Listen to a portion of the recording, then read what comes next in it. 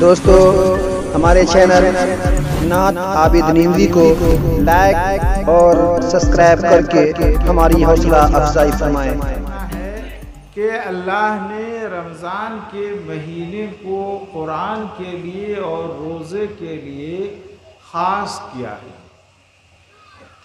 فرمایا اللہ نے کہ اس قرآن کو رمضان کے مہینے میں اللہ نے نازل فرمایا، شہر رمضان الذی انزل فیہ القرآن، کہ رمضان کے مہینے میں ہی اللہ نے لوح محفوظ سے سمائے دنیا پر نازل فرمایا۔ اور فرمایا اللہ نے کہ جس رات میں اس قرآن کو نازل کرنے کے لیے دنیا کے اعتبار سے اللہ نے ایک رات کو منتخب کیا، وہ رات یاد ہے آپ لوگوں کو؟ کون سی رات تھی؟ کسی کو یاد ہے تو ہاتھ اٹھاوے۔ کس رات میں قرآن نازل ہوا رمضان کے؟ یاد ہے لیلۃ القدر میں، یاد کر لی۔ کس رات میں قرآن نازل ہوا؟ لیلۃ القدر میں، جسے ہم شب قدر کہتے ہیں اردو زبان میں۔ اس لیلۃ القدر میں نازل ہونے سے کیا ملا ہم کو؟ کیا خوبی ہے؟ اللہ نے فرمایا کہ تم اس خوبی کو نہیں جان سکتے۔ اس رات میں کیا خوبی ہے جس رات میں اس قرآن کی نسبت لگ گئی ہے نازل ہونے کی؟ اللہ کے کلام میں کتنی خوبی ہے کہ جس رات میں اللہ نے اس قرآن کو نازل کیا، اللہ نے فرمایا کہ یوں سمجھو وہ ایک رات 1000 مہینہ سے افضل۔ 1000 مہینے تو زندگی میں کسی کی نہیں ہوتی، لیکن اللہ نے فرمایا کہ وہ ایک رات 1000 مہینہ سے افضل۔ اور کیا خوبی ہے؟ خوبی تو یہ ہے کہ جو فرشتہ اللہ کے حکم سے قرآن کی وحی کو لایا، اللہ نے تمام فرشتوں میں اس کو سردار بنایا، حضرت جبرائیل علیہ السلام۔ جس طرح جس رات میں قرآن نازل ہوئی رمضان کے، وہ رات تمام راتوں میں سردار ہو گئی۔ وہ فرشتہ جو قرآن کو لے کے آیا وہ جبرائیل علیہ السلام کی قرآن میں بڑی تعریف اللہ نے کی۔ کیوں؟ ان کو یہ مرتبہ اللہ نے دیا کہ اللہ کا کلام وہ لے کے آئے۔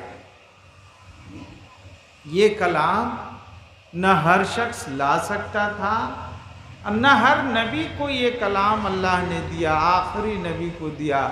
تو آخری نبی کو اللہ نے کلام یہ دیا تو وہ تمام نبیوں میں اور تمام انسانوں میں سب کے سردار اللہ نے ان کو بنا دیا۔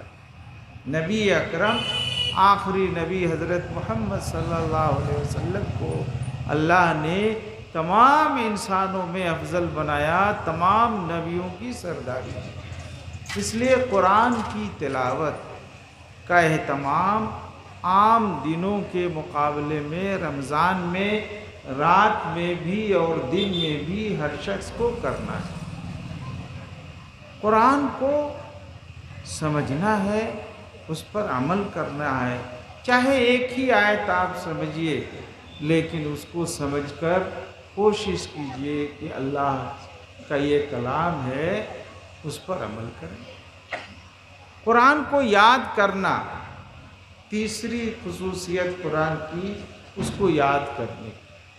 ہر شخص قرآن کو جتنا بھی رمضان کے مہینے میں ممکن ہو، ایک ہی سورہ کسی کو ممکن ہو، اس سورہ کو رمضان میں بیٹھ کر اس کو یاد کر لے۔ تیسری خصوصیت، چوتھی اس قرآن کی، کہ رمضان میں تراویح کے نماز میں پورا قرآن ختم کیا جائے، یہ مسنون ہے، اس کا بھی اہتمام کیجیے۔ اور اسی رمضان میں یہ رات آئے گی جس رات کو شب قدر کہتے ہیں، جس رات میں یہ قرآن نازل ہوا۔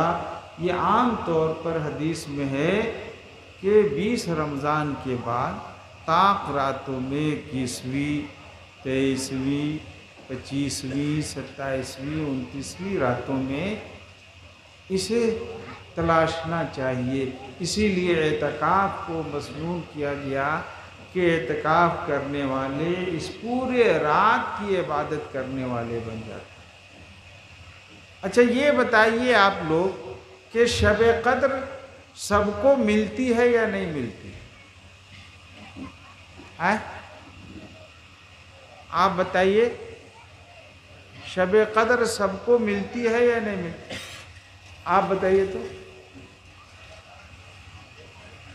نہیں، آپ شب قدر کو سمجھا نہیں، اس لیے آپ نے سر ہلا دیا کہ نہیں ملتی۔ شب قدر کا وقت کیا ہے؟ جس طرح مغرب کی اذان ہوتی ہے عام دنوں میں، رمضان کے جس رات میں بھی شب قدر ہو، جو رات بھی، اس کی ابتدا مغرب کے اذان سے ہوتی ہے۔ تو اذان کے وقت جو افطاری میں بیٹھا اللہ کا نام لیا، اس کو شب قدر میسر ہوئی یا نہیں ہوئی بابا؟ ہوئی۔ چاہے تھوڑی دیر وہ اللہ کا ذکر کیا اور اذان کے بعد افطار کیا، تو جتنی دیر افطار کی عبادت میں رہا وہ شب قدر کی عبادت میں بھی رہا۔ دیکھو اللہ نے اس امت کے لیے اس شب قدر کو کتنا آسان بنا دیا۔ پھر وہ عشاء کے لیے گیا تو اس کو شب قدر کا ایک حصہ ملا، آ کے کھانا کھایا، سو گیا بھلے، پھر اٹھا تھا سحر کے وقت تو اللہ کا نام لیا، سحری مسنون ہے کھایا، تو اس وقت بھی شب قدر کا اس کو حصہ مل گیا۔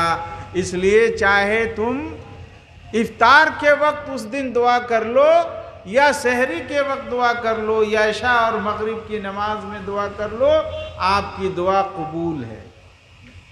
اس لیے کہ شب قدر کی دعا رائے گاہ نہیں جاتی، اس لیے اس رات میں صرف مغرب سے لے کر صبح صادق تک غفلت میں نہیں رہنا۔ یہ نہیں کہ ہم بازار میں چلے گئے، گھوم رہے، افطاری جیسے تیسے کھڑے کھڑے کھا لیا۔ اگر غفلت میں گزار دیا تو آپ کا یہ کام، عبادت تو آپ کو نصیب ہوئی لیکن غفلت والی عبادت، اس لیے اس سے بچنا ہے۔ آخری بات میں آپ سے کہنا چاہتا ہوں کہ رمضان میں اور کیا کام کرنا ہے؟ صدقہ دینا ہے، زکوٰۃ دینی ہے۔ آپ کے گلوں کا جو عشرہ یا نصف عشر ہوتا ہے، جو ربی کی فصل کٹے گی، آپ اسی کو رمضان میں ادا کیجئے، تو رمضان میں ہر عبادت کا ثواب 70 گنا بڑھ جاتا ہے۔ آپ نے اگر اس عشرے کو بھی رمضان میں دیا، زکوٰۃ دیا، صدقہ دیا، تو اس کا بھی درجہ عبادت کا بڑھ گیا، اس لیے کہ اللہ نے فرما دیا کہ پورے مہینے میں قرآن کی برکت رہے گی۔ کیا کہا؟ شہر رمضان الذی انزل فیہ القرآن۔ دونوں بات اللہ نے کہی، اس رات کا بھی تذکرہ کیا اور مہینے کا بھی تذکرہ کیا، تو پورے مہینے میں جو عبادت بھی آپ کیجئے گا اس کا ثواب بہت بڑھ جائے گا۔ اور اس کے بعد آخری بات یہ کہ روزے کا مقصد ہے کہ ہمارے دل کی اصلاح ہو، غیبت سے، فحش باتوں سے، نگاہوں کی برائیوں سے اپنے آپ کو بچائیے گا، اور روزے کو یہ سمجھ کر کیجئے کہ اللہ اسے قبول فرمائے۔